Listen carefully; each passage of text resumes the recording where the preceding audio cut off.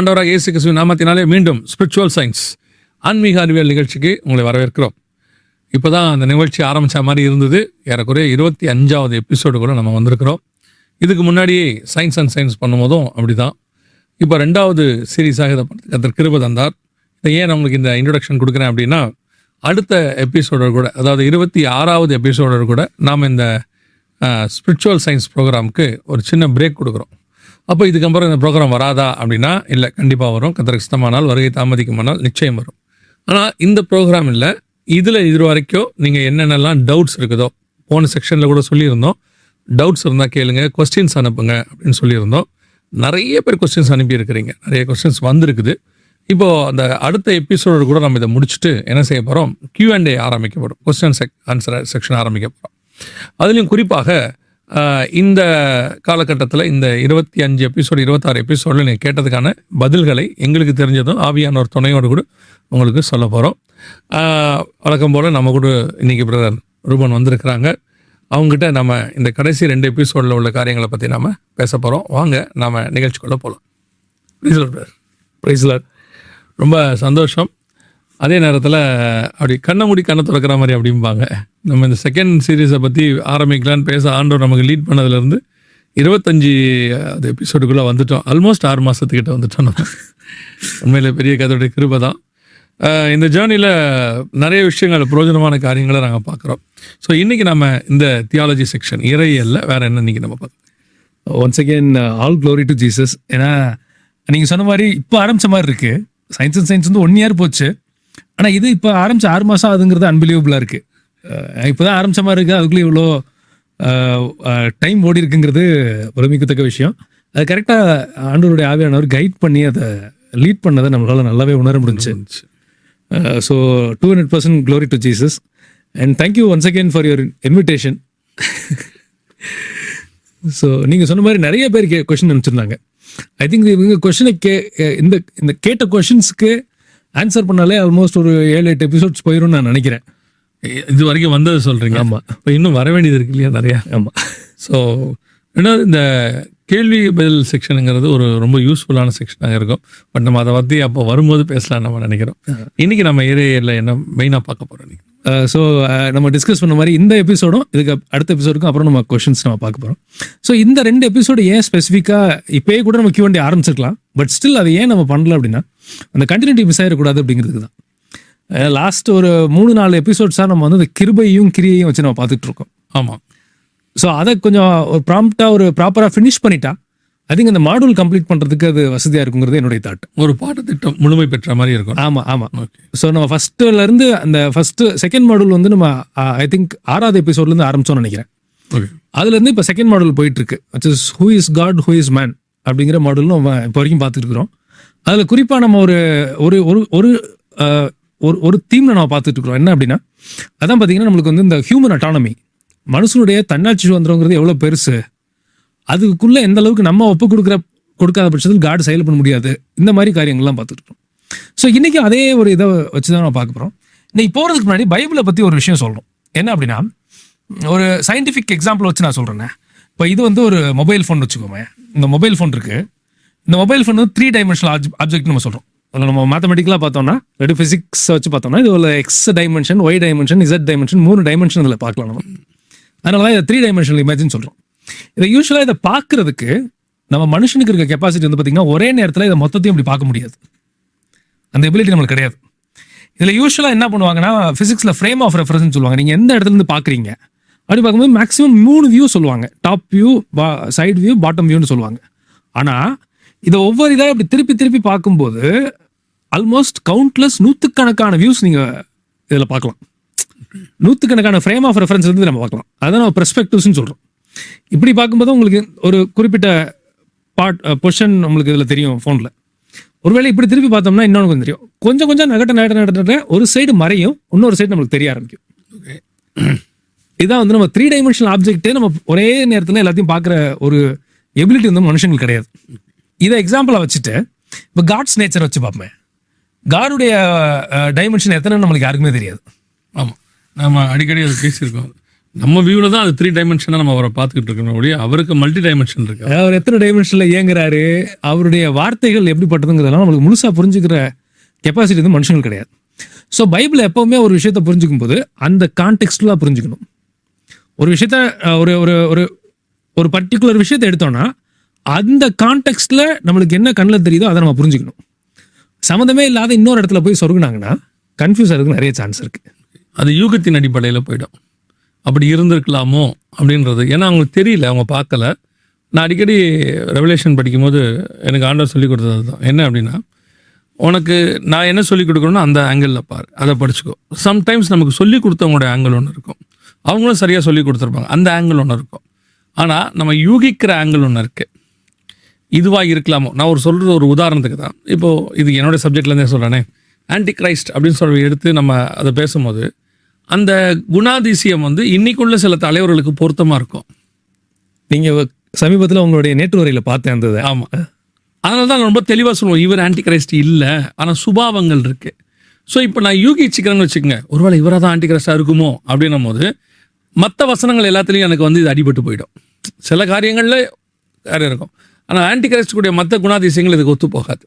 So அந்த மாதிரி நமக்கு தெரியாத இடத்துல வரும்போது நம்ம யூகிப்போமா, யூகிக்கிறது எனக்கு தெரிஞ்சு எப்பவுமே தப்பாக இருக்கும். ஸோ நமக்கு தெரிஞ்ச டைமென்ஷனை மட்டும் பார்த்துக்கிட்டு அந்த கான்டெக்ட்ல அதுதான் நீங்கள் சொல்ல வரீங்க, அந்த வசனத்தை அந்த கான்டெக்ட்ல மட்டும் நீங்கள் புரிஞ்சுக்கொள்ள தொடங்குனீங்கன்னா உங்களுக்கு அது சரியாக இருக்கும். பெர்ஃபெக்டாக சொன்னீங்க. நீங்கள் ஒரு பாயிண்ட் இப்போ சொல்லும்போது சொன்னீங்க, அந்த ஆங்கிளில் புரிஞ்சுக்கணும். அந்த வசனம் எந்த ஆங்கிள் இருந்து பேசப்பட்டிருக்கோ அந்த ஆங்கிளை மட்டும் நம்ம பார்த்து புரிஞ்சுக்கிட்டோம்னா சேஃப். இல்லாட்டி இது என்ன ஆகும் அப்படின்னா, இவங்க கற்பனை ஃபுல்லாக நீங்கள் சொன்ன மாதிரி ஒருத்தர் கற்பனை பண்ண ஆரம்பிச்சிட்டாரு அப்படின்னா அது முரண்பாடாகி இவங்க எப்படிலாம் யோசிக்கிறாங்களோ அந்த மாதிரி இவங்களுக்கு வசனம் தெரியும். அதில் இன்னொரு டேஞ்சர் ஒன்று இருக்குது, அதை நம்ம பதிவு பண்ணுறது நல்லது. இன்னொரு டேஞ்சர் இருக்குது, இவங்க தப்பாக புரிய ஆரம்பிச்சிட்டாங்களா, அதுக்கப்புறம் அதை நம்ப ஆரம்பிச்சிட்டாங்களா, இவங்க நம்பிட்டாங்கன்னா சேட்டன் அதை யூஸ் பண்ணுறதுக்கு வாய்ப்பு நிறைய இருக்குது. ஐ திங்க் அதுலேருந்து தான் அந்த டிசெப்ஷன் எல்லாமே வருதோன்னு எனக்கு ஒரு தாட் வருது. கண்டிப்பாக, எக்ஸாக்ட்லி அதுதான் நான் சொல்ல வரேன். அவங்க எங்கே டிசீவ் ஆகி ரிசப்ஷனுக்குள்ள அவங்க போகிறாங்க, ரீசன்ஸ் அதாவது வஞ்சிக்கப்படுறாங்க அப்படின்னா எங்கன்னா இவங்க ஆல்ரெடி ஒரு விஷயத்துக்கு வந்துட்டுவாங்க. இவங்க வந்துட்டு அவங்க ஒரு விஷயத்தை யோசிக்க ஆரம்பிச்சிட்டாங்கல்ல, அதுக்கப்புறம் பார்த்தீங்கன்னு சொன்னால் அதை பிசாசு யூஸ் பண்ணி அவங்கள பிடிச்சிருவான். ஒரு உதாரணம் சொன்னால் இவங்களுக்கு பிரயோஜனமாக இருக்கும்னு நான் நினைக்கிறேன். கட்டாயமா வசனத்தின்படி மனிதன் மரிப்பதும் பின்னர் நியாயத்தீர்ப்படைவதும், திருப்பி அந்த மனுஷன் வரவே முடியாது, அந்த மனுஷன் திருப்பி பூமிக்குள்ளே வர முடியாது. அதான் பைபிள் சொல்லுது. சிலர் பார்த்தீங்கன்னா செத்துப்போன இவர் வந்தாரும்பாங்க, அவர் வந்தார் எங்கிட்ட உட்காந்து பேசினாரு அப்படிம்பாங்க. வசனத்தின்படி வரவே முடியாது. வசனத்தின் இப்போ அந்த ஆபிரகாம் ஐஸ்வர்யான் சம்பத்தில் கூட லாசரை கொண்டு விடும்போது அவன் சொல்கிறான், இங்கேருந்து யாராவது போய் என் சகோதரர்கள் சொல்லணும் போது இங்கேருந்து யாரும் போக முடியாதுங்கிறார் அவர். ஸோ வர முடியாது. ஆனால் இவங்க அதை நம்ப தொடங்கியிருப்பாங்க, ஒருத்தர் வராரு, ஒருத்தர் பேசுகிறாரு, ஒருத்தர் பண்ணுறாரு அப்படின்னு நம்ம விசாஸ் ஒரு ஆள் ஏற்பாடு பண்ணிடுவான், அதே மாதிரி ஏற்பாடு பண்ணிடுவான், அதே மாதிரி அவங்ககிட்ட பேசுகிறாங்க. இவங்க நம்பிக்கிட்டே இருப்பாங்க, இப்போது நான் நினச்சதெல்லாம் கரெக்ட் தான் பாருங்க, ஆனால் வசனத்துக்கு ஒத்தே போகாது. இதுதான் இந்த டிசீவ் ஆகி அப்புறம் டிசப்ஷனுக்குள்ளே போகிறதுங்கிறது இதுதான். அமேசிங். நீங்கள் அது எவ்வளோ டேஞ்சருங்கிறத நீங்கள் சொன்ன எக்ஸாம்பிள் மூலமாக எனக்கு புரியுது. ஆபத்து அதில் டேஞ்சர் இருக்குது அதில் நிறைய. ஸோ இப்போ இந்த வந்து கான்டெக்ஸ்டுவலாக புரிஞ்சுக்கிறத பற்றி தான் லாஸ்ட் 2 எபிசோடில் பார்த்தோம். ஆனால் மனுஷ மைண்ட் எப்படி அப்படின்னா எல்லாத்தையுமே யூனிஃபை பண்ண நினைக்கும். இது ஏன் இது வருது அப்படின்னா, சயின்ஸோட ஃபவுண்டேஷன் ஒன்று இருக்குது, ஃபிலாசபி ஆஃப் சயின்ஸ் அப்படின்னு ஒன்று சொல்லுவாங்க, philosophy of mathematics, philosophy of சயின்ஸ்னு ஒன்று இருக்குது. அது என்ன அப்படின்னா, முடிஞ்ச அளவுக்கு எத்தனை ஈக்குவேஷனாக ரிலேட் பண்ண முடியும் அப்படிங்கிறத வச்சு சிம்பிளிஃபை பண்ணுறது தான் அதோட ஃபவுண்டேஷன். ஃபார் எக்ஸாம்பிள், இதை ஒரு வேளை கேட்கும்போது டக்குன்னு புரியாட்டினா கூட நான் ஒரு எக்ஸாம்பிள் சொல்கிறேன். மேக்ஸ்வெல்னு ஒரு ஃபிசிசிஸ்ட் இருந்தார். அவர் வரைக்கும் மனுஷங்க என்ன நினச்சிக்கிட்டு இருந்தாங்கன்னா, மேக்னெட்டிக் ஃபீல்டுங்கிறது வேற, எலக்ட்ரிசிட்டிங்கிறது வேற அப்படிங்கிற மாதிரி இவங்க நினச்சிட்டு இருந்தாங்க. மேக்ஸ்வெல் என்ன பண்ணார் அப்படின்னா, எலக்ட்ரிசிட்டியும் மேக்னெட்டிசமும் வேற வேற கிடையாது, இப்போ நீங்கள் ஸ்க்ரீனில் பார்க்குற மாதிரி இது ரெண்டும் தொடர்புடையது அப்படின்னு சொல்லி அந்த ஈக்குவேஷனை சிம்பிளிஃபை பண்ணி மேக்ஸ்வெல்ஸ் ஈக்குவேஷன் வந்தது. இப்போ இவங்க என்ன நினைப்பாங்கன்னா, எல்லாத்தையும் யூனிஃபை பண்ணுறது, எஸ்பெஷலி இந்த படித்த மைண்ட் இருக்கு இல்லையா, அது வந்து மைண்ட் அப்படி தான் யோசிக்கும். ஏன்னா ஃபிலாசபி ஆஃப் சயின்ஸ்னு ஒன்று இருக்குது, அது என்ன அப்படின்னா முடிஞ்ச அளவுக்கு எல்லாத்தையும் இன்டெகிரேட் பண்ணுறது. இன்டெகிரேட் பண்ணும்போது பெட்டர் சொல்யூஷன் நம்ம ப்ரொவைட் பண்ணலாம். ஃபார் எக்ஸாம்பிள் வந்து எலக்ட்ரானிக்ஸ்னு ஒன்று இருந்தது, மெக்கானிக்கல்னு ஒன்று இருந்தது. அப்புறம் என்ன பண்ணாங்கன்னா மெக்கட்ரானிக்ஸ்னு கொண்டு வந்தாங்க. எலக்ட்ரானிக்ஸையும் மெக்கானிக்கலையும் சேர்க்கலாமா, அதனுடைய விளைவு தான் ரோபோட்டிக்ஸ் எல்லாமே வந்து மெக்கட்ரானிக்ஸ் விஷயம் தான். இப்போ அதுக்குள்ளே என்ன கொண்டு வராங்கன்னா சாஃப்ட்வேர் கொண்டு வராங்க. இதெல்லாம் தனித்தனி கிடையாது, இது எல்லாத்தையும் கனெக்ட் பண்ணும்போது நிறைய சொல்யூஷன்ஸ் கொண்டு வரலாம் அப்படிங்கிறது மனுஷனுடைய எஸ்பெஷலி ஒரு படித்த மைண்டோட அப்படி தான் ட்ரெயின் ஆகிருக்கும். சம்டைம்ஸ் எனக்கு தெரிஞ்சு நான் சொல்ல சரியாக தெரியல, ஃபியூஷன்னு சொல்லுவாங்க சமயத்தில். ரெண்டுத்தையும் மிக்ஸ் பண்ண வச்சு அதிலிருந்து ஒரு புது விஷயத்தை கொண்டு வர்றதுங்கிறது இல்லையா? அதை ஃபியூஷன்ன்ற வேர்டு யூஸ் பண்ணுறாங்க. எக்ஸாக்டாக சொன்னீங்க. ஸோ இப்போ இவங்க என்ன பண்ணுவாங்கன்னா, இவங்க ட்ரெயின் ஆன விஷயம் இது. படித்த ஒரு திங்க் பண்ணுற ஆளாக இருந்தால் யூஸ்வலாக இவர் என்ன பண்ணுவார் அப்படின்னா, இதே அனாலஜியை பைபிளுக்கும் கொண்டு வருவாங்க. ஓகே, பைபிள் எல்லாத்தையும் ஒரே ஈக்குவேஷனாக மாற்றலாமா, எதையும் கனெக்ட் பண்ணலாமா அப்படிங்கிறதுல இவங்க ஒர்க் பண்ணுவாங்க. இதில் என்ன பிரச்சனை அப்படின்னா, கனெக்ஷன் மட்டும் பண்ண தெரியலன்னு வச்சுங்க, மிஸ்லீட் ஆயிடுவாங்க. ஃபார் எக்ஸாம்பிள் இப்போ நீங்கள் ஸ்க்ரீனில் பார்க்குற மாதிரி டெலிஃபோன் எக்ஸ்சேஞ்சில் நீங்கள் பார்த்தீங்கன்னா வயரான நிறைய கனெக்ட் ஆகிருக்கும். ஆமாம், நூற்றுக்கணக்கான வயர் கனெக்ட் ஆகிருக்கும். முன்னாடி இந்த ரோட்டில் டவர் மாதிரி இருக்கும், அதை திறந்து அவர் எடுத்து ஒவ்வொன்று ப்ளக் பண்ணிக்கிட்டு இருப்பார். நான் பார்த்துருக்கேன் அதை நான். ஸோ இப்போ அதில் ஏதாவது மாற்றி கொடுக்குறாங்கன்னு வச்சுக்கிங்களேன், அவங்களுக்கு கன்ஃபியூஷன் வந்துடும். இதுதான் வந்து அந்த பிரச்சனையோட ஃபண்டமெண்டலே. இவங்க என்னன்னாங்க, படித்ததை வச்சு இது கான்டெக்ஸ்டுவலாக ஒரு ஆங்கிள் இருந்து புரிஞ்சுக்க விஷயத்த இந்த ஆங்கிளை மாற்றி ஏதாவது ஒன்று குளறுபடி பண்ணாங்கன்னா அவங்க போடுற மொத்த நம்பிக்கையுமே வேற மாதிரி கன்ஃபியூஸ் ஆயிடுவாங்க. ஃபார் எக்ஸாம்பிள் லாஸ்ட் இந்த அனாலஜி வச்சுக்கிட்டு, இப்போ நம்ம சொன்ன அனாலஜியை வச்சுக்கிட்டு நம்ம வந்து ஒரு இந்த கிருபையும் கிரியையும் பார்ப்போம். ஓகே, வசனம் சொல்றது கலாத்தியர் 2:15 நியாயப்பிரமாணத்தின் கிரியையினாலே மனுஷன் நீதிமானாக்கப்படுவதில்லை என்று அறிந்து நியாயப்பிரமாணத்தின் கிரியைகள் அல்ல கிறிஸ்துவை பற்றும் விசுவாசத்தினாலே நீதிமான்களாக்கும் படிக்கு கிறிஸ்து இயேசுவின் மேல் விசுவாசிகள் ஆனோம். ஏசு கிறிஸ்துவ பற்ற விசுவாசத்துல தான் எல்லாமே இருக்கு அப்படின்னு சொல்றாங்க. இதுதான் வந்து வசனம் சொல்ற ஆங்கிள். இவங்க என்ன பண்ணிட்டாங்கன்னா, கிருபையையும் கிரியையும் கம்பேர் பண்றதை விட்டுட்டு கிருபையையும் கடமையும் கம்பேர் பண்ண ஆரம்பிச்சாங்க. ஓகே, இவங்க என்ன அனாலஜிக்கு வந்தாங்கன்னா, இதில் ஆக்சுவலி அதில் என்ன அப்படின்னா, நம்ம ரட்சிக்கப்பட்டு கடவுளுடைய பிள்ளை ஆகிற அளவுக்கு ஒரு கிரியை இருக்கா உலகத்துலன்னு கேட்டால் கிடையவே கிடையாது. இதுதான் ஃபேக்ட், இதுதான் ட்ரூத். அதை இவங்க எப்படி கனெக்ஷனை மாற்றிட்டாங்க அப்படின்னா, ரட்சிக்கப்பட்டவனுக்கு கடமையே இல்லைன்ட்டாங்க. ஸோ அவங்க கிரியை என்றது வேலையாகவும் டியூட்டி அந்த வேலையும் இந்த வேலையும் ஒன்றாக்கிட்டாங்க. இதை ரெண்டே ஒன்றாக்கிட்டாங்க. ஓகே, இதில் முளைச்சது தான் அத்தனை கன்ஃபியூஷனும். வசனம் என்ன சொல்லுது, என்னை ஆண்டவருடைய பிள்ளையா மாற்றி அவருடைய சிங்காசனத்துக்கு முன்னாடி அவரோட டெஸ்ட்டை பாஸ் பண்ணி கொண்டு வர அளவுக்கு ஒரு கிரியையே கிடையாதுன்னு சொல்லுது. இன்னும் கொஞ்சம் ஈஸியாக புரிகிற மாதிரி உங்களுக்கு சொல்லணும்னா, எந்த வேலையும் செஞ்சு நீ பரலோகத்துக்கு போக முடியாது, அதனால வேலையே செய்யாதுன்ற இடத்துக்கு இவங்க வந்துட்டாங்க. இவங்க என்ன வேண்டிய வேலையை கூட செய்யாதுன்ற இடத்துக்கு இவங்க என்ன பண்ணிட்டாங்கன்னா, ரட்சிக்கப்பட்ட ஆளுக்கு கடமைங்கிறதே கிடையாதுன்ட்டாங்க. அதுதான் நான் சொல்றேன். திரும்ப ஒரு எக்ஸாம்பிள் சொல்றேன். நம்ம வந்து ஒரு விஷயத்தை இப்படி பார்த்து புரிஞ்சுக்கிறோம், இங்க இருந்து பார்த்தா ஒரு விஷயம் தெரியுதுன்னா சம்மந்தம் இல்லாமல் எங்கிட்டாவது போய் கனெக்ஷன் பண்ணாங்க, ஆங்கில தப்பா ஏதாவது ஒன்று மாற்றி குழப்பி பண்ணோம்னா அது மீனிங் புரியாமல் போயிடும். இவங்க புரிஞ்சுக்கிட்டு இப்போ ஒன்று சொன்னாங்க இல்லையா, கிரியையையும் கடமையையும் இல்லையா, ஒர்க்கையும் டியூட்டியையும் அவங்க என்ன செஞ்சுட்டாங்க, சாக்ரிஃபைஸ் இந்த மாதிரி வந்து நம்ம ஒன்று செலுத்த முடியாது பரலோகத்துக்கு போகிறதுக்கு. உன்னால் எந்த சாக்ரிஃபைஸும் பண்ண முடியாது, நீ பலியாக முடியாது, நீ சிலுவை சுகமாக முடியாது, நீ என்ன பண்ணாலும் பரலோகத்துக்கு போக முடியாது, இதாங்க இல்லையா. அதை இவங்க இப்போ எப்படி ஆக்கிட்டாங்கன்னா, நீ கிருபை இருக்கிறதுனால நீ எதையுமே செய்ய வேண்டியதில்லை, உன் டியூட்டியை கூட செய்ய தேவையில்லை. டியூட்டியே இல்லைன்ட்டாங்க. டியூட்டி இல்லைன்ட்டாங்க. ஓகே, டியூட்டியே இல்லைன்ட்டாங்க. ஆனால் ஆண்டவர் தெளிவாக சொல்றாரு, லூக்கா 17:10 நம்ம வாசிக்கிறோம், அப்படியே நீங்களும் உங்களுக்கு கட்டளையிட்ட யாவற்றையும் செய்த பின்பு நாங்கள் அப்ரோஜனமான ஊழியக்காரர், செய்ய வேண்டிய கடமையை மாத்திரம் செய்தோம் என்று சொல்லுங்கள் என்றார். செய்ய வேண்டிய வேலை அப்போ ஒன்று இருக்குது, அந்த இடத்துல கடமைன்னு ஒன்று இருக்கு. அதை செஞ்சு முடிச்சது செய்ய முடிச்சு சொல்றாருன்னா அப்போ கண்டிப்பாக செய்யணும்னு அர்த்தம். அதுக்கு அதை செய்யாமல் இருந்தால் குற்றம், அது ஏன்னா அது கடமை. இவங்க என்ன பண்ணிட்டாங்க, கிரியையும் கிருபையும் கம்பேர் பண்ண வேண்டிய ஆட்கள் கிருபை இருக்கிறதுனால கடமையே இல்லைன்ட்டாங்க. ஓகே, இது இப்படி கூட சொல்லலாமா, கிரியைக்கும் கடமைக்கும் உங்களுக்கு வித்தியாசம் தெரியல. எக்ஸாக்டா சொன்னீங்க. ஓகே, கிரியைங்கிறது அந்த கிரியையினால ரட்சிப்பை விளைவிக்கிற ஒரு கிரியை இருக்கான்னு கேட்டால் கிடையவே கிடையாது. ஆனா கடமைங்கிறது நம்மளுக்கு கொடுக்கப்பட்ட கடமைன்னு ஒன்று இருக்கு. அதான் ஆண்டவர் ஒரு பேரபிள்ல வேற சொல்றாரு, ஒருத்தனுக்கு வந்து 5 தாளந்து கொடுக்குறாரு, இன்னொருத்தனுக்கு 2 கொடுக்குறாரு, இன்னொருத்தனுக்கு 1 கொடுக்குறாரு. அந்த ஃபர்ஸ்ட் 2 பேரும் வந்து 100% ரிட்டர்ன் கொடுத்துட்றாங்க. ஒருத்தர் ஒண்ணுமே செய்யாம இருந்துகிட்டு நான் நல்லா சேஃபா வச்சிருக்கேன் அப்படின்னு சொல்றாரு. அது வந்து குற்றங்கிறார் ஆண்டவர். கிரியை செய்யல அவர், அந்த இடத்துல அவர் கடமை செய்யல, அவர் செய்ய வேண்டிய கடமையை செய்யல. ஸோ இதுல வந்த பிரச்சனை தான் இதுல எல்லா பஞ்சாயத்தும் இதுல. ஓகே, அதனாலதான் நம்ம சொல்றோம், கிரேஸ் வந்து டியூட்டியை ரீப்ளேஸே பண்ணல. நம்மளுக்கு கொடுக்கப்பட்ட டியூட்டியை நம்ம தான் செய்யணும்னு நினைக்கிறாரு. கிருபை வந்து கடமை இதெல்லாத்தையும் அழிச்சிட்டு லாலெஸ்னஸ்க்குள்ள ஒரு மனுஷனை கொண்டு போயிருச்சான்னு கேட்டால் டெஃபினட்டா கிடையாது. இதை இவங்க புரிஞ்சுக்கிட்டாங்கன்னா கரெக்டாக இருப்பாங்க. ஒருவேளை ஏதாவது மாற்றி பண்ணாங்க அப்படின்னாங்கன்னா இவங்க கன்ஃபியூஷன் ஆயிடுவாங்க. அப்போ இந்த புரிதல் வர்றதுக்கு நான் என்ன யோசிக்கிறேன்னா, இப்படி ஒரு தியாலஜிக்கல் ஒரு ஸ்டடி ஒன்று அவங்களுக்கு தேவைப்படுது. டெஃபினட்டா. ஏன் அப்படின்னா சில நூற்றாண்டுகளாகவோ அல்லது சில தசாப்தங்களாகவோ இவங்க என்ன ஆயிட்டாங்க அப்படின்னு கேட்டிங்கன்னா, இந்த கிரியையையும் டியூட்டியையும் புரியாமல் கன்ஃபியூஸ் ஆகி அதை ஒரு டாக்டரினாக எடுத்து அதில் டிசீவ் ஆனவங்க அல்லது ஏமாற்றப்பட்டவங்க அதிகமாக இருக்கிறாங்க, வஞ்சிக்கப்பட்டவங்க நிறைய பேர் இருக்கிறாங்க. அப்போ திருச்சபைகளுடையதான மிக முக்கியமான கடமைகளில் ஒன்று வேத பாடம் எடுக்கணுங்கிறது கண்டிப்பாக teaching must, not only preaching, டீச்சிங்கும் அவசியமாக இருக்குது. அப்போ திருச்சபையானது இந்த போதிக்கும் பொழுது இந்த போதனைகளில் இது ஒரு பாடமாக இம்பார்ட்டண்ட்டாக கருதப்பட வேண்டும், சொல்லப்படணும். ஏன்னு சொன்னால் இது ஒரு சரிங்கிற இடத்துக்கு ஒரு தப்பு மாறிட்டுருக்கு. இவங்க இதுதான் சரின்ற இடத்துக்கு தப்பு மாறிடுச்சு. இப்போ உதாரணமாக கிதியோன் ஒரு ஏபோட் செய்தார். ரொம்ப காலமாக அவர் செய்தது விக்கிரகமாகி அது சரின்ற அளவுக்கு ஜனங்க இருந்தாங்க. அது தப்புன்னே அவங்களுக்கு தெரிய வரல. அப்போ அது வர்ற வரைக்கும் அது தப்புன்னு தெரிய வர வரைக்கும் அது நடக்கும். அதே மாதிரி கிரியைக்கும் டியூட்டிக்கும் உள்ள டிஃப்ரென்ஸ் என்னங்கிறத சபை எடுத்து, அதாவது சபை நான் சொல்கிறது டீச்சிங், இந்த மாதிரி ஒரு டீச்சிங் கொடுக்க வேண்டியது ஒவ்வொரு சபையினுடைய கடமையாக நான் பார்க்குறேன். ட்ரூ. ஏன்னா நம்ம நினைக்கிறோம் நிறைய பேருக்கு என்ன இன்னைக்கு தாட் அப்படின்னா, தியாலஜினா அதுக்கு ஒரு முக்கியத்துவமே இப்போ இல்லை.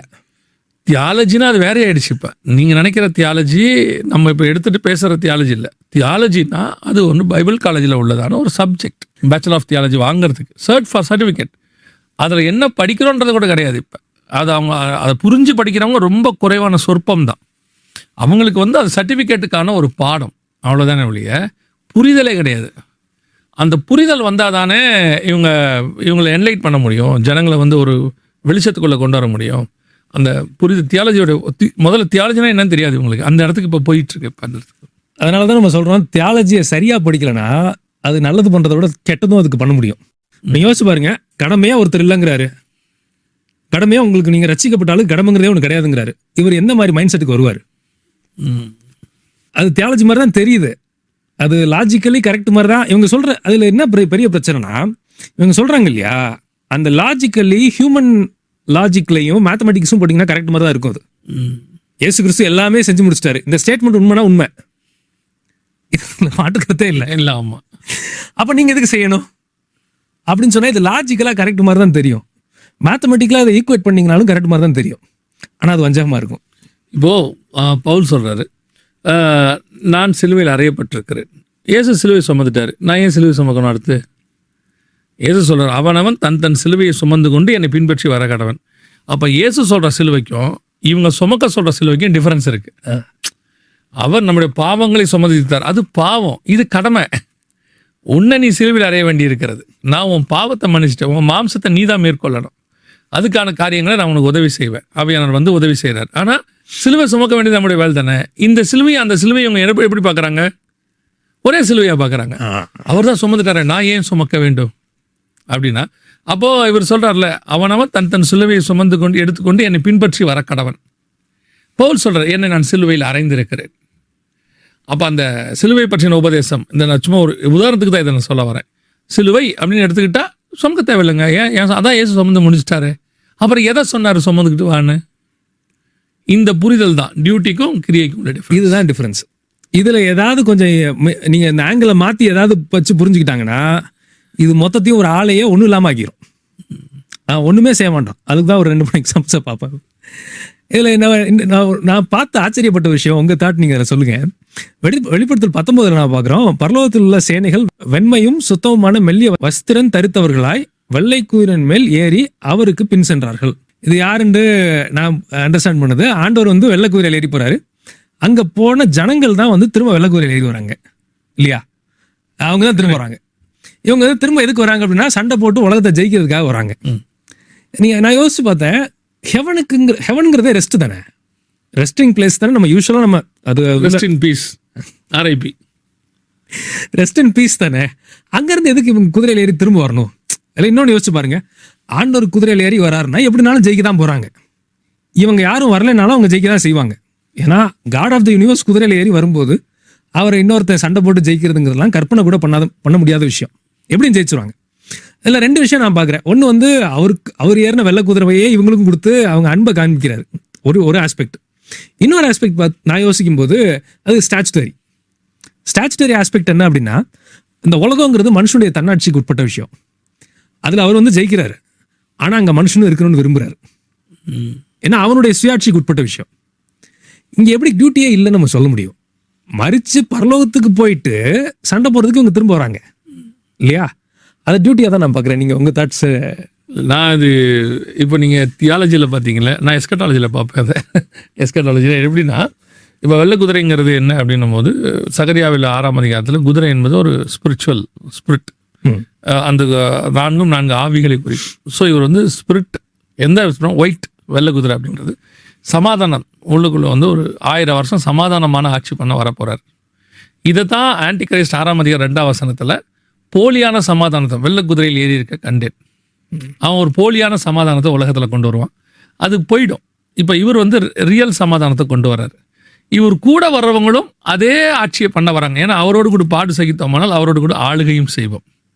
இவங்களும் அவரோட ஸ்பிரிட்டில் தான் வராங்க. ஏன்னா 1 யோவான் 3 சொல்கிறாரு, நாம் இப்பொழுது எவ்விதமாக இருப்போம் என்று தெரியாது, ஆனால் அவர் வெளிப்படும் போது அவர் இருக்கிற வண்ணமாய் நாம் அறிவை தரிசிப்பதினால். ஸோ வரும்போது வரப்போகிறாங்க. ஸோ ஒரு ஸ்பிரிட் வேர்ல்டு வந்து பூமியை ஆளுகை செய்ய போகுது. ஒரு ஸ்பிரிட் வேர்ல்டு பூமியை ஆளுகை செய்ய போகுது. இது வரைக்கும் சொல்ல சமாதானத்தின் உலகம் வந்து ஆளுகை செய்ய போகுது. இவங்கெல்லாம் என் கூட பாடு சகிச்சவங்க. ஸோ இவங்களுக்கு அந்த ஆளுகையில் பங்குண்டு. என வசனத்தின்படி உயிர்த்து அவரோடு கூட அரசாண்டார்கள். வெளிப்படுத்தல் 20:4 அந்த கான்செப்டை குறிக்கிறதுக்கு தான் அங்கே சொல்லப்படுது. நீங்கள் சொல்கிற கான்செப்ட் படி கூட வந்து அவங்க அந்த கிரியை செய்ய போகிறாங்க, அதில் கடமையை செய்ய போகிறாங்க. ஆமாம். ஸோ கடமைங்கிறது இன்னெவிட்டபிள். அது வந்து அது இல்லாமல் போச்சு அப்படின்னு சொல்கிறது அது வந்து ரொம்ப ரொம்ப தவறான ஒரு உபதேசமாக தான் நான் பார்க்குறேன். இதுக்கு ஒரு எக்ஸாம்பிள் நான் சொல்கிறேன். இதில் நீங்கள் எக்ஸாம்பிள் சொல்லுங்கள். ஒரு கடமையை செய்யாட்டி ஐயோன்னு வசனம் சொல்லுது. இது என்மேல் விழுந்த கடமை, அதை செய்யாவிட்டால் எனக்கு ஐயோ. ஸோ காட் உங்களுக்கு ஒரு கடமையை சொல்லி நீங்கள் அதை செய்யாவிட்டால் அது வந்து பாவமாக கருதப்படுது பைபிளில். அமேசிங். அப்போ செய்யாமல் இருக்கிறது எவ்வளோ பெரிய குற்றங்கிறது நம்ம அதில் புரிஞ்சுக்கணும். இதில் ஒரு எக்ஸாம்பிள் பாருங்கள். இந்த மைண்ட் செட்டுக்கு ஒருத்தர் வந்துட்டார். இப்போ ஃபார் எக்ஸாம்பிள் நான் யோசிச்சுட்டு இருக்கும்போதே எனக்கு ஒரு தாட் வந்தது. கடைசி காலம் உலகம் அழிய போகுது, ஆண்டவர் வரும்போது உலகம் அழியுது, இதில் மாற்று கருத்தே இல்லை. இது பிப்ளிக்கல் தியாலஜி. இப்போ இருக்க ஒரு ஜென்ரேஷன் கேட்குறான்னு வச்சுங்க, உலகம் அழிய போதுங்கிறீங்க, கடைசி காலத்தில் ஆண்டவர் வரப்போறாருங்க, நான் ஏன் படிக்கணும்? இல்லை கேட்குறான்னு வச்சுக்கோங்க. இல்லை கேட்குறாங்க, யூத் மீட்ஸில் கேட்பாங்க, ஒரு சிலர்லாம் கேட்பாங்க, நான் வருக வரப்போதை ஏன் படிக்கணும்னு கேட்பாங்க. இப்போ இவன் ஏன் இந்த கன்க்ளூஷனுக்கு வந்தானா, ஆங்கிளை மாற்றி வயரை எங்கே சொருகணும்னு தெரியாமல் சொருங்கினது. இப்போ இதை யோசிச்சு பாருங்க, இது எவ்வளோ பெரிய டேஞ்சரஸான ஒரு வேர்ல்ட் வியூ அவனுக்கு, ஒரு பிலீஃப் அவனுக்கு உண்டாக்கும். நான் எதுக்கு வேலை செய்யணும்? இவங்க படிக்கக்கூடாது, இவங்க வேலை செய்யக்கூடாதுன்னு காடு எங்கேயாவது சொல்லியிருக்காருன்னு கேட்டால் எங்கேயுமே இருக்காது. ஃபார் எக்ஸாம்பிள் ஒருத்தர் கேட்குறாரு, வேலை பார்க்குற ஒரு ஆள் கேட்குறாரு, ஒரு பிரதர் கடைசி காலம் நான் ஏன் வேலை பார்க்கணும்? இப்படி ஒரு டீம்மேட்டு ஒரு பாஸுக்கு இருக்கான். அந்த பாஸ் நிலைமை என்ன ஆகும்னு யோசிச்சு பாருங்க. ஒரு டீமே அவருக்கு அப்படி இருந்துச்சுன்னா என்ன ஆகும்? அவனுக்கு பிபி வந்து எல்லா நோயும் வந்துடும். இதில் முடிக்கும், இது கூட பிரச்சனை இல்லை. இதுக்கு அடுத்தது இவர் வந்து சொல்லுவார், கிறிஸ்துவின் நிமித்தம் நான் எவ்வளோ பாடுபடுறேன் தெரியுமா? இவன் ஒரு மைண்ட் செட்டில் இருக்க பிரச்சனை இல்லை. இவன் பண்ணுற வேலைனால இவன் பாஸுக்கு ப்ரெஷராக வந்திருக்கும்.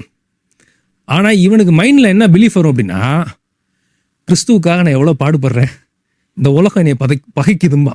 அதாவது இந்த செய்ய வேண்டிய கடமையை செய்யாததுனால அதனால் வரக்கூடிய விளைவை கிறிஸ்துவின் நிமித்தம் வர பாடுன்னு நினச்சிப்பான் அவன் நினச்சிக்குவான். ஓகே, இவன் லைஃப் முடிஞ்சிடும். ஆனால் நான் எப்படி பார்க்குறேன் அப்படின்னா, இப்போ இவங்க வந்து சில விஷயங்களில் மட்டும்தான் இப்படி இருக்காங்கன்னு நினைக்கிறேன். வருகை வரப்போகுது, அதே எக்ஸாம்பிள் நான் எடுத்துக்கிறேன். வருகை வரப்போகுது, படிக்க வேண்டாம், வருகையில் போகிறோம் அப்படின்னு அவன் நினைக்கிறான்ல. நைட் சாப்பிடாம படுக்கிறானா? அது பசிக்கும்ல. நாளைக்கு காலையிலைக்கு ரெடி பண்ணாமல் இருக்கானா? மாவாட்டாமல் இருக்கோமா? இல்லையா? நாளைக்குன்னு ஒரு ப்ரிப்பரேஷன் நம்ம மைண்டில் இருக்குல்ல. அப்போ ஏசு வரப்போகிறாரு, எந்த ப்ரிப்பரேஷன் இல்லை, நைட்டு நான் எதுவுமே செய்யலை, அப்படி இருக்கலாம்ல. ஏன் அப்புறம் ஃப்ரெண்டுக்கு ஃபோன் பண்ணி சொல்கிறீங்க நாளைக்கு காலைல 10 மணிக்கு வந்து பார்க்குறேன்டான்னு? இல்லையா? அப்போ இவங்க வந்துட்டு நான் என்ன நினைக்கிறேன்னா, கிரியை செய்ய வேண்டியதை செய்யாமல் இருக்கிறதுக்கு ஒரு சோம்பேறித்தனமோன்னு கூட நான் நினைக்கிறது. அதுதான் ப்ராப்ளம். இதை நீங்கள் லாஜிக்கலாக இந்த ஸ்டேட்மெண்ட் அவங்க சொல்கிறாங்கல்ல, கடைசி காலம் வரப்போகுது வருக, நான் எதுக்கு வேலை செய்யணுங்கிற லாஜிக்கை நீங்கள் மேத்தமெட்டிக்கலாக பார்த்தா கரெக்ட் மாதிரி தான் இருக்கும். லாஜிக்கலாக மேத்தமெட்டிக்கலாக பார்த்தா அது கரெக்டு, ஸ்பிரிச்சுவலாக பார்த்தா அது வஞ்சகம். எனக்கு ஒரு நல்ல உதாரணம் ஞாபகத்துக்கு வருது. உலகம் அழிய போகுது இல்லையா? ஏன் வேலை கட்டணும்? வேலையை கட்டணும் இல்லை.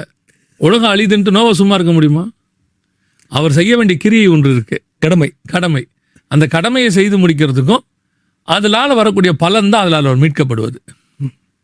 இவர் இந்த கடமையை செய்யாமல் இருந்திருந்தார்னா அந்த மீட்புங்கிற பலன் அவருக்கு கிடைக்காது. அப்போ காட் வந்து நம்மக்கிட்ட கடமை கண்டிப்பாக எதிர்பார்க்குறாரு, ஏதோ ஒன்று செய்யணும்னு எதிர்பார்க்குறாரு. டெஃபினட்டா.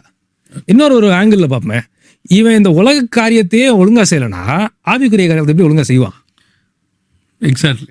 கொஞ்சத்தில் உண்மையாக இருந்தாலும் அன்னைக்கு அதிபதியாக. ஆமாம், நான் ஒருத்தர் சொல்லி கேள்விப்பட்டிருக்கேன். ஆல்மோஸ்ட் அவர் வந்து 18 மணி நேரம் ஒரு நாளைக்கு ஒர்க் பண்ணுவார். அவர் ஊழியம் பண்ணும்போதும் சரி, அவர் வேலை பார்க்கும்போதும் சரி, அந்த மாதிரி தான் ஒர்க் பண்ணுவோம் அப்படின்னு சொல்லுவேன். நான் உங்களை பார்த்துருக்கேன், நீங்கள் எவ்வளோ பிஸியாக இருப்பீங்கிறதையும் நான் பார்த்துருக்கேன். இதெல்லாம் நம்மளுக்கு கொடுக்கப்பட்ட கடமை தானே. இல்லை, அது செய்யறதுக்கு தான் அந்த வேலையை நம்ம செய்யணும் கண்டிப்பாக. இப்போது நான் ஒரு உதாரணத்துக்கு சொல்லணேன், வருகை வரப்போகுது அப்படிங்கிறதுனால நம்ம ரூமை சாத்திட்டு வெறும் ஜோம் மட்டும் பண்ணால் பத்துமானா பத்தாது.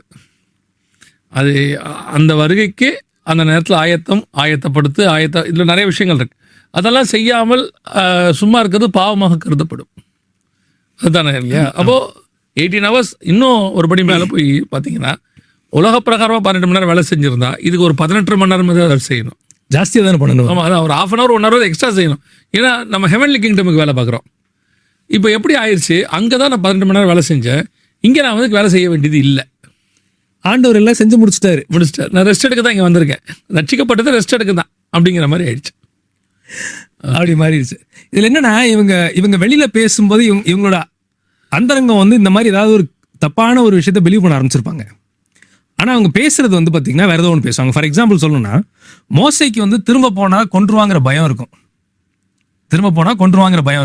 அந்த பயத்தினால இவர் என்ன சொல்லுவார், எனக்கு வந்து வாய் பேச முடியல, இந்த மாதிரி பல காரியம் இதெல்லாம் இருக்குது உண்மை. ஆனால் ஃபவுண்டேஷன் பார்த்தீங்கன்னா அங்கே போனால் நம்மளை கொன்றுவானோ அதை தெரிஞ்சுதான் ஆண்டவர் சொல்லுவார், உன்னைய கொல்லணும்னு நினச்சவெல்லாம் செத்துட்டு ஆய் பண்ணி போ அப்படிம்பார். சம்மந்தம்லாம் வார்த்தையை சொல்லுவார். கரெக்ட்.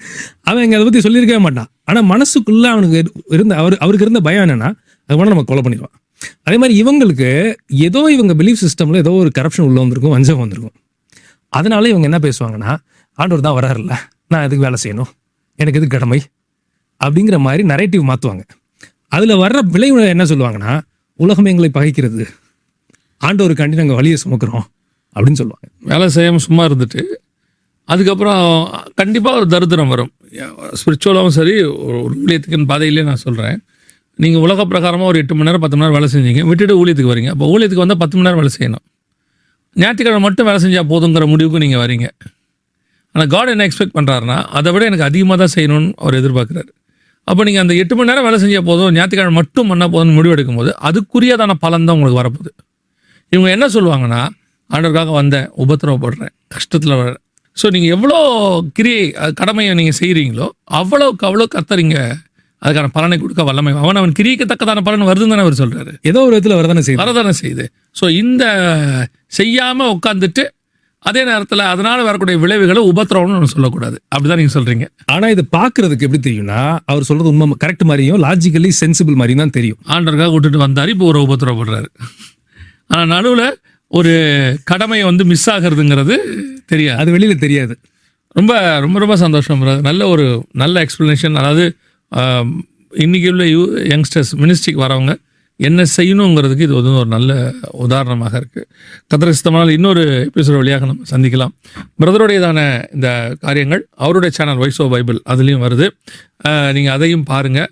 அது மட்டுமல்ல, உங்களுடைய கேள்விகள் நம்ம சொன்னோம் இல்லையா, இன்னும் ஒரு எபிசோடு தான், அடுத்த எபிசோடு கூட இந்த ஸ்பிரிச்சுவல் சயின்ஸ் ப்ரோக்ராமை நம்ம தற்காலிகமாக நிறுத்துகிறோம். அதுக்கு பிறகு Q&A கொஸ்டின் அண்ட் ஆன்சர்ஸ் கொண்டு வருகிறோம். அதோடு கூட விசேஷமாக உங்களுடைய கேள்விகளை கமெண்ட் செக்ஷனில் போடாதீங்க. நிறைய பேர் கரெக்டாக ஃபாலோ பண்ணி வாட்ஸ்அப்பில் அனுப்பியிருக்கீங்க, மெயிலில் அனுப்பியிருக்கீங்க. அதே மாதிரி இந்த வாட்ஸ்அப் நம்பர், இந்த மெயில் ஐடி இதுக்கு மட்டும் அனுப்புங்க. இதில் வர கேள்விகளுக்கு மட்டும்தான் பதில் சொல்ல முடியும். நீங்கள் கமெண்ட்ஸில் என்ன கேட்டாலும் திருப்பி நான் நிறைய தடவை கேட்குறேன், எத்தனை தடவை சொன்னேன் எனக்கு பதில் சொல்லலை, என்ன சொன்னாலும் கமெண்ட்டில் கேட்கப்படுகிற கேள்விகளுக்கு பதில் சொல்ல மாட்டாது. கர்த்தருக்கு சித்தமானால் வருகை தாமதிக்குமானால் இன்னொரு எபிசோட் கடைசியாக ஸ்பிரிச்சுவல் சயின்ஸ் லாஸ்ட் எபிசோட உங்களை சந்திக்க போகிறோம். God bless you.